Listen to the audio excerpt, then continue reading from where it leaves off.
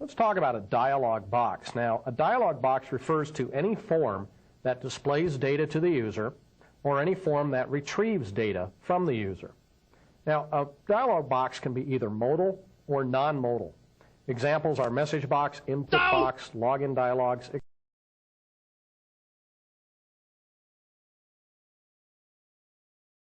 Let's talk about this concept of modal and non-modal.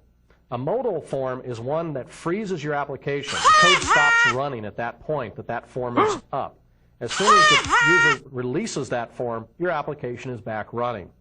A modalless form is just a normal form that comes up. Everybody can still do other things within your application, but nothing else is stopped from running. So that's the difference between modal and non-modal.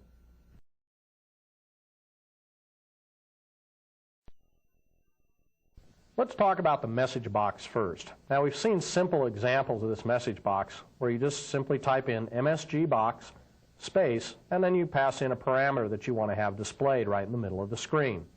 This is the very simple example. Now, there are more advanced things that you can do with the message box, such as display the message box with an icon. For example, in this case, I do the message box, I pass in the first parameter, but then the second parameter that we're going to pass in is what type of icon you want to display when it pops up. I have chosen a constant. This is a built-in constant in Visual Basic called VB Critical. There is a complete list that pops up. When you specify the comma here, you can get a list of all the different things you can pass as this second parameter. One of them is this VB Critical. Let's run this application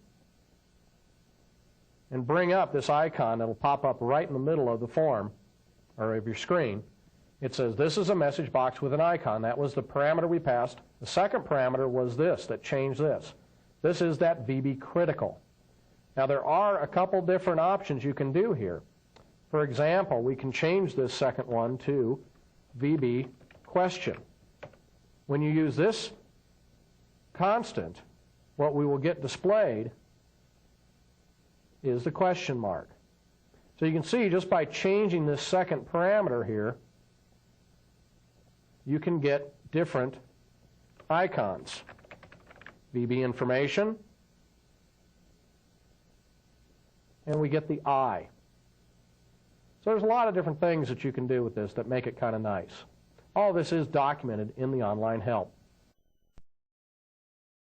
Besides the icons being displayed on the message box, you can also change the OK button to a series of buttons. Let's look at those now.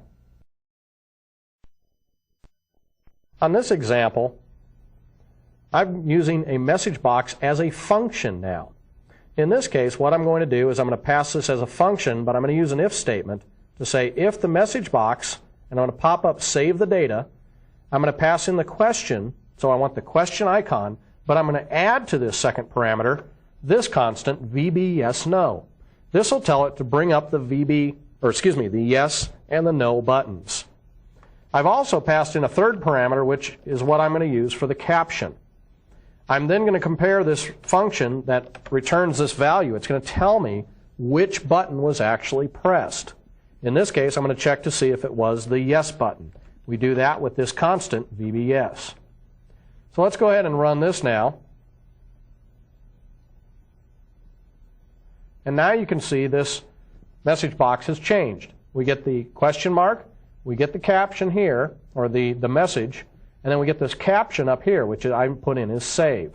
And we have a yes and a no button. So this and these are actually part of that second parameter. You just add those two values together, and that changes the message box.